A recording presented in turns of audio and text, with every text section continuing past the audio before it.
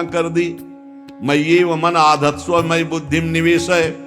तुम्हारा कर्तव्य है कि तुम अपना मन और बुद्धि मेरे में लगा दो। तो भगवान उसका साधन भी बता रहे हैं, बहुत जोर का साधन बता रहे हैं। मन बुद्धि भगवान में कैसे अर्पित हो, तो श्री भगवान कह रहे मच्चित्ता मदगत प्राणा बोधयन्तः परस्परम कथयन्तश्च माम नित्यम तुष्यन्ति च रमन्ति च तेषां सतत युक्तानां भजतां प्रीति पूर्वकं ददामि बुद्धियोगं तं येन मामुपयान्ति ते तेषामेवानुकंपार्थ। साथ में ये भी है तेषामेवानुकंपार्थ महमज्ञानजं तमः नाशयाम्यात्म भावस्थो ज्ञान दीपेन भास्वता। तेषामेवानुकंपार्थ, मेरी कृपा से हमें क्या करना है? हमें भगवान में चित्त को जोड़ना है, ये हमारा कर्तव्य है।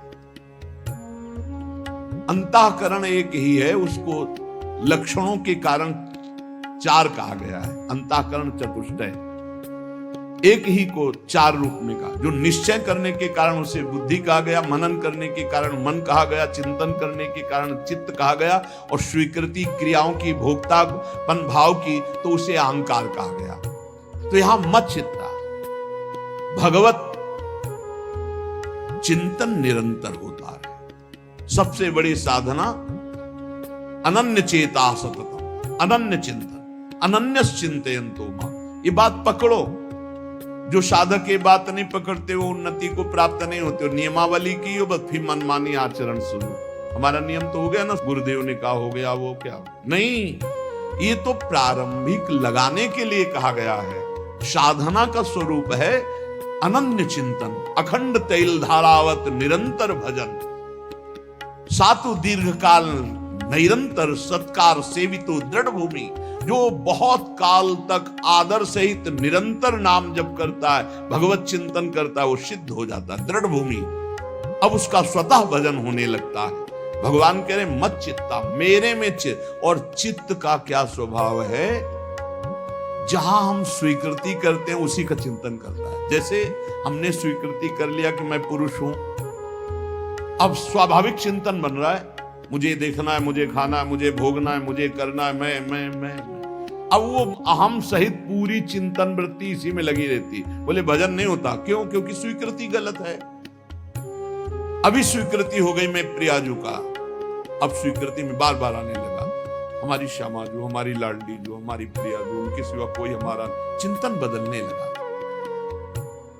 कैसे हमारा चिंतन बदले? भगवान ने अगला शब्द का मदगत प्राणा, प्राण जिसके मेरे में समर्पित है।